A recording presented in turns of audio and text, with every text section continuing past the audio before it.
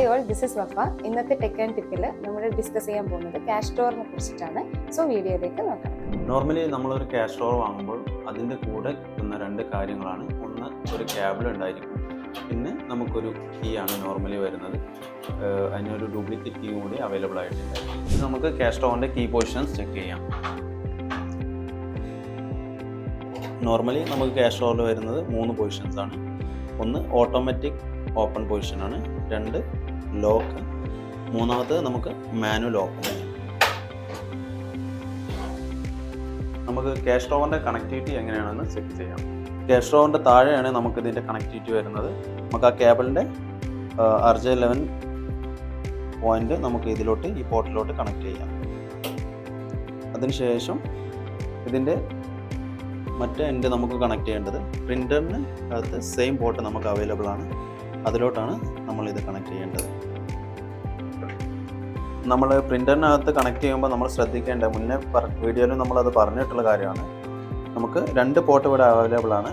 ഒന്ന് network port വരുന്നുണ്ട്, ഒന്ന് നമുക്ക് ഈ ക്യാഷ് സ്റ്റോർ കണക്ട് ചെയ്യാനുള്ള പോർട്ട് വരുന്നുണ്ട്.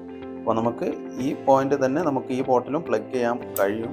അപ്പോൾ അത് ശ്രദ്ധിച്ച് വേണം നമുക്ക് ഈ പോയിന്റിലോട്ട് നമ്മൾ കണക്ട് ചെയ്യാൻ.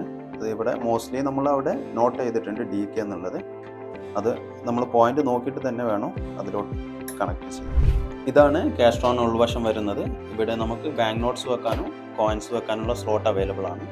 അതിന് പുറമെ നമുക്ക് ചെറിയ ഡോക്യുമെൻറ്റ്സ് കീപ്പ് ചെയ്യാനുള്ള പൊസിഷൻസ് നമുക്ക് ഇവിടെ അവൈലബിൾ ആണ്. ഇത് ക്യാഷ് സ്റ്റോറിനകത്ത് നമ്മൾ മോസ്റ്റ്ലി കണ്ടുവരുന്ന ഇഷ്യൂ ഇതിൻ്റെ ട്രാക്കിൽ പ്രോബ്ലം വരിക എന്നുള്ളതാണ്. ഇതിൻ്റെ ഈ മൂവ്മെൻറ്റ്സിൽ നിങ്ങൾക്ക് ഇഷ്യൂ വരാം. പ്രിൻ്റർ കണക്ടിവിറ്റിയിൽ എന്തെങ്കിലും ഇഷ്യൂ വന്നു കഴിഞ്ഞാൽ നമുക്ക് ക്യാഷ് സ്റ്റോർ ഓപ്പൺ ചെയ്യാൻ പറ്റാത്തൊരവസ്ഥ വരും. അങ്ങനത്തെ എമർജൻസി കേസിൽ നമുക്ക് ക്യാഷ് സ്റ്റോർ ഓപ്പൺ ചെയ്യാൻ വേണ്ടി ക്യാഷ് സ്റ്റോർ കമ്പനീസ് നമുക്ക് ഒരു ഫെസിലിറ്റി അതിൽ തന്നിട്ടുണ്ട്. എല്ലാ ക്യാഷ് സ്റ്റോറിലും നമുക്കത് അവൈലബിൾ അല്ല.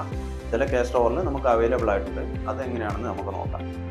നമുക്ക് എമർജൻസി അൺലോക്ക് ലിവർ കണ്ടുവരുന്നത് ക്യാഷ് സ്റ്റോറിന് താഴ്ഭാഗത്തായിട്ടാണ് വരുന്നത്.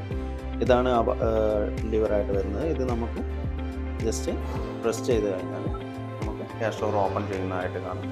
ഇതെല്ലാ മോഡൽസിലും നമുക്ക് അവൈലബിൾ അല്ല.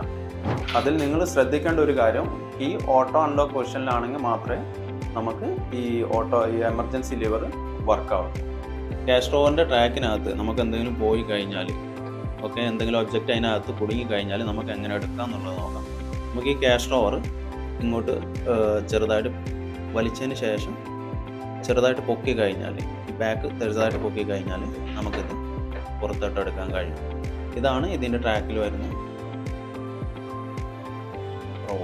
ക്യാഷ് സ്റ്റോറിൻ്റെ ട്രേ നമ്മൾ എടുത്തു കഴിഞ്ഞാൽ ഇതാണ് അതിൻ്റെ ഉൾവശം വരുന്നത്. ഇതിനകത്ത് എന്തെങ്കിലും ഒബ്ജക്റ്റ് ഉണ്ടെങ്കിൽ നമുക്കത് കൈകൊണ്ട് റിമൂവ് ചെയ്യാൻ കഴിയും.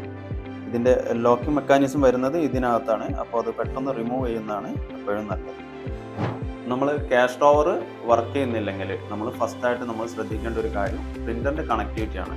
കാരണം നമുക്ക് കൂടുതൽ പ്രോബ്ലംസ് വരാൻ ചാൻസ് ഉള്ളത് പ്രിൻ്ററുമായിട്ട് ഇത് കണക്ടിവിറ്റി ഉള്ളത് കൊണ്ട് തന്നെ പ്രിൻ്റർ വർക്കാകാതിരുന്നിട്ടുണ്ടെങ്കിൽ നമുക്ക് ക്യാഷ് സ്റ്റോർ വർക്കാവാൻ സാധ്യതയില്ല.